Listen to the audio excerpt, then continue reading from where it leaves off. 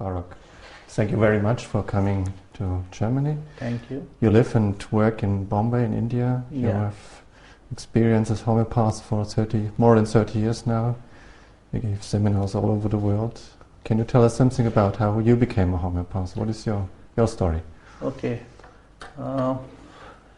I joined the homeopathy college in the year 1976 to be exact, and I finished my pre-medical science degree, and I got admission in the normal medical college, and somehow after a few months of studying in that normal medical college, I came back to Bombay, and I was in search of a system of medicine that could really cure the person and heal the person.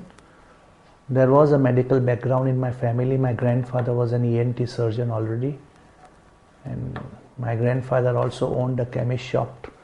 So there was a lot of expectations from me that I should go to this modern medical branch, and studying homeopathy was a big setback and to my family, but I was very strong and determined to understand this new healing of science, and I studied the first 4 years in that college. Of course, the standard of homeopathy at that particular time was not very good, because most of my teachers were practicing modern medicine and teaching homeopathy, which was a quite paradoxical thing and very frustrating to know that why am I learning this when my own teachers don't have faith in this particular science. But I never gave up, and I thought that maybe they lack something, and so I tried, after passing homeopathy from the college, I tried learning from different teachers, different practitioners all over India. I invested a lot of time. And I also started the first homeopathic hospital with the help of the management of the college, which is now almost a 60-70 bedded hospital. And I became the first house physician, the first administrative medical officer, and the first consultant of that hospital. And I stayed there for 24 hours a day, and without any holidays I admitted patients in the hospital and gained a lot of practical experience, how to treat pneumonia, how to treat acute attack of asthma, how to treat typhoid, how to treat malaria. These are the common diseases that we used to see. And then if I was unsuccessful, I will always take help of my seniors and try to find out the truth whether homeopathy can treat or cannot treat. And subsequently, I got a very good offer from an world's Asia largest allopathic hospital in Bombay, that is known as Bombay Hospital, to establish a department of homeopathy, because I treated successfully some trustees of that hospital, and they were fully convinced with the results of homeopathy. Until today, now almost 30 years have passed, and the department is working very smoothly. And this 3 decades of mine, I have spent a lot in that allopathic hospital.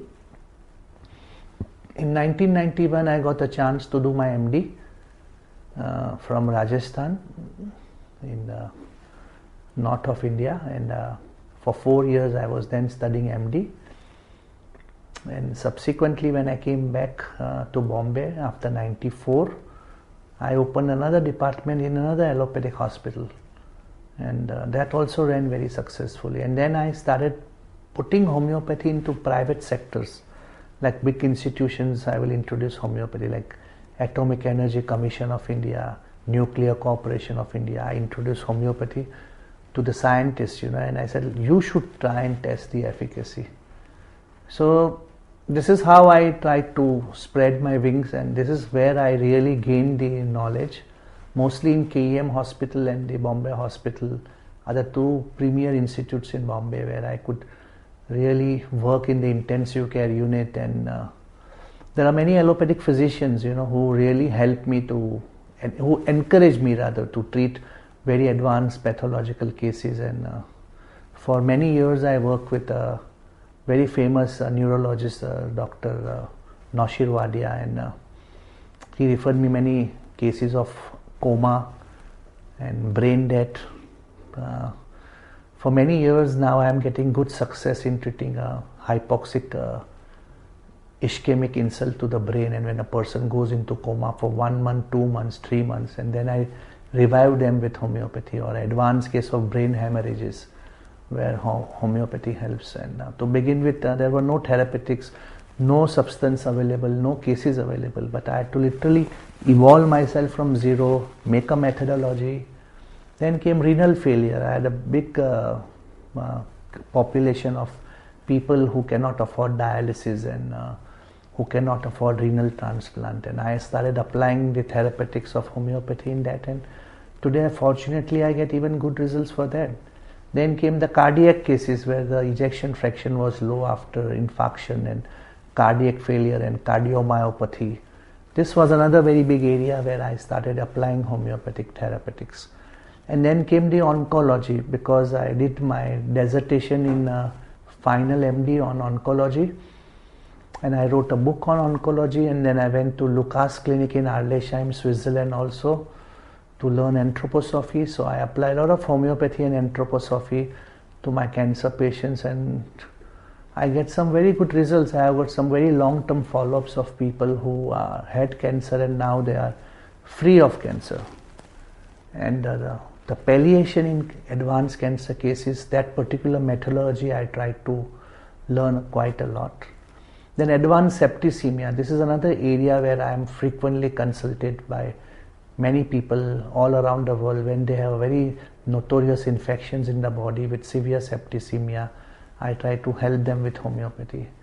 Then liver failure, advanced liver failure due to cirrhosis and hepatic coma, I try to treat with homeopathy. And even in pediatric cases, some very heavy pathology like malignancy in the brain or biliary atrasias, and yesterday I showed you a case of myelofibrosis and myeloid dysplasias, leukemias, childhood leukemias. These are the areas where I have tried to work for years together. Yeah. You showed us some cases of very severe pathology yesterday, and you also said that you studied and treat patients with anthroposophic medicine. What do you prefer when you treat cancer patients? Do you prefer homeopathic alone, or homeopathy is basically the base where I have a particular method of treating cancer patient with one remedy, deep acting constitutional remedy. I don't use mother tincture, I don't use organ remedies in treating cancer. But I advise them Iscador therapy, which of course is very costly for an Indian population. But people who can afford, then I advise them to inject certain varieties of Viscamalb in their body subcutaneously and over a period of years. And what I saw was that the combination of Iscador and homeopathy gives a far more better result. And we are able to tackle many crises like recurrent ascites or recurrent effusions or severe neuralgias. These are the areas where we have worked very hard. Right now I just got an admission in the PhD program of Bombay University, and I'll be working on PhD on the application of homeopathic therapeutics in advanced cancer. Yes. Yeah. Yesterday so you said that we should stay on the basics of homeopathy. We should practice classical homeopathy with the right books. What would you say? What were the main teachers, the main books for you in your development? I would, of course, begin my study with Hahnemann. Hahnemann has contributed quite a lot, but unfortunately his writings are 200 years old. And it takes really time to interpret that particular knowledge in today's era of medicine, where medicine has developed quite a lot. But the principle still remains the same. The basic fundamental thing still remains the same. And even though Hahnemann himself never published many cases in the literature, but whenever you see the case records of Hahnemann's book, which is still preserved in Stuttgart in Robert Bosch Foundation, it is really, really very enlightening for a beginner to see how Hahnemann also used to treat very advanced pathological cases that were available at his time. Subsequently, Hering's guiding symptoms also gives lot of pathological rubrics in the Materia Medica. Then Lippe had contributed quite many cases of H.G. Wells, cases by Grunze, cases by Margaret Blackie, and then many British homeopaths like Burnett, cases given by Nash. These are all Dunham. These are all very, very reliable stuff.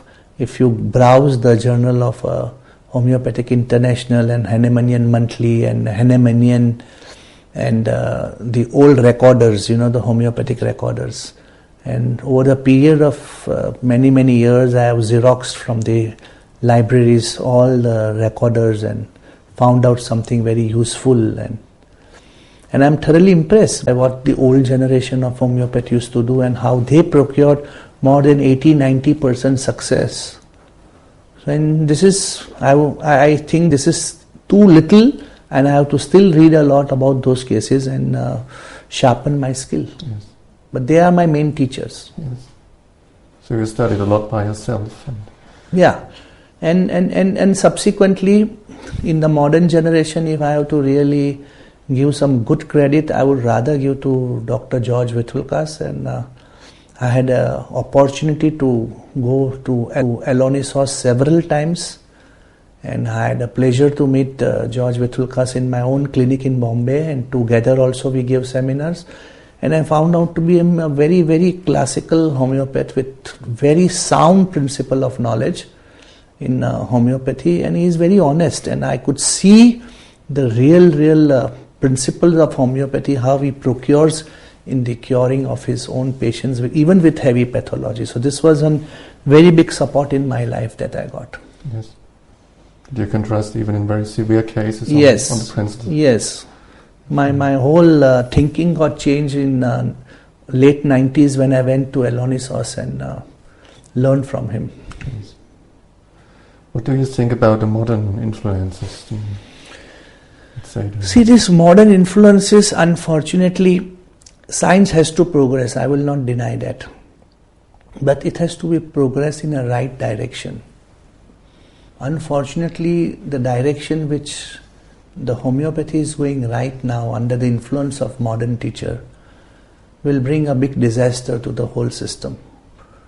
Because I feel that these teachers are basically trying to gain publicity out of their method, and there is not much scientificity beyond this method. They only want to show the profession that we know something better than you, but that is not what science needs. Science needs honesty, science needs perfection, science needs proper research and a proper long-term follow-ups and on what principle you prescribe. Just because you cure something and show it on the video doesn't mean that what you speak is right. Because the result has to be multiple times true and not in one shot, you get a result. That's not the criteria. And this has been going on ever since Hahnemann times. There were people like Dr. Kent who were impatient and in enthusiasm prescribed many remedies, like combination remedies like alumina and silicata and alumina and phosphorus and all those without proving. And he labeled that book as a Kent's new remedy. And ultimately he had to withdraw that book from the profession. There were many physicians who used to prove one new remedy every month during the time of Lippe, and ultimately they were found that they really never proved any medicine. So this nonsense has been going on ever since a very long time in our profession, and all these people have their natural death. And these people, if you see the modern teachers, they say something today, but after 10 years, this does not exist. About 10 years back, there was a remedy like Coca-Cola and there was a remedy like plastic. And today, how many cases you get of Coca-Cola and how many cases we read about plastic? But during that time when the remedy comes up in the profession, there are 10 cases. And some magazines from Europe, publish such type of nonsense and do a lot of damage, I think so this is very damaging to the profession. So we should progress slowly. Definitely there is a space for progress. Definitely there is a space for research. But in a very honest way, in a proper way, in a very systematic way. Can you tell us something about the way your daily work looks like? How many patients do you see? Okay, of course, because of my age and some added responsibilities, I don't see so many patients as I used to see 20-25 years back. But 25 years back, I used to sleep in my own clinic because I didn't have time to go to my clinic. And on an average, I used to see 200-250 patients a day. Now, because of the age and because of the responsibility, I'm only able to see 50 to 70 patients in a day. That is morning and evening practice combined together. And I start my day at around 5:30 in the morning and with prayers, and then after prayers I do little meditation, and then immediately I do my academic work, and then I take interviews of the patients, some very difficult cases, first thing in the morning, and then after 10 o'clock I start seeing the old patients, then again in late afternoon I again see some new patients, and then again I see the old patients, and after 9 o'clock again I study in my clinic, which may go up to 10:30, 11:30, 12, and by midnight I go back home and relax. And I work from Monday to Sunday. I am a little workaholic by nature, not alcoholic. You told us about this 5-cup method you use, Yeah. which also Hahnemann used in his days. Yeah. Can you tell us something about that? What happened was that I was using LM scale in my practice. I was using centesimal scale in my practice. But I definitely saw that there were some selected cases where there was a severe aggravation. And this particular part I could not understand much. But in around end of 1998, I had an opportunity to, attend seminars of Dr. Andre Sen from Montreal, Canada. And somehow he projected this dilution method of giving the dosage to the patient. Subsequently, I took up the journey of understanding the complete system of posology by reading article by Stuart Close and trying to follow Hahnemann in different edition what he changes about the posology. I undertook the whole journey. Then I saw in his case record what type of dosage he used to give and what made him change to the LM scale. And David Little has written some beautiful articles on this. So all this influenced me, and then I tried to modify a method, taking the basic stimulus from all these people, and I modified it to this 5-cup method where I put one pill in the first cup and subsequently stir it and then go to the multiple cups. And sometimes because of the high susceptibility or idiosyncratic nature of the patient, I may go up to 7, 8, 9, 10, 12, 13 cup also. And what I concluded from this experiment is that the results are faster, the results are much more deeper, and there is hardly any aggravation. Since how long now do you practice this? About almost 10 years have now passed, yes. And I find this very successful. And you have never seen a severe aggravation in this period? With this method, no, never. Oh. No, never. Only thing is that patients are not too happy to do this method, and they are reluctant. Basically, there is always the pressure, a negativity. But then when I explain to them everything, and many of them do accept this method and follow that method. Yes. So it's accepted very well by the patients. Yeah. When you look forward to the next 10, 20 years, where you see homeopathy in the future? I feel that homeopathy is the medicine for the 20th and 21st century. Because more and more people are realizing the value of getting them cured holistically. What I am worried is about the homeopaths. Years back, some very famous homeopath was asked a question that what do you think about homeopathy? And that famous homeopathic physician said that, I hope the science does not prosper.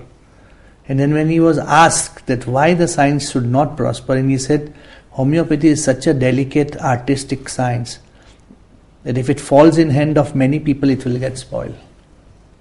So this is the main worry even today, that in this world today we have quantity of homeopaths but not quality.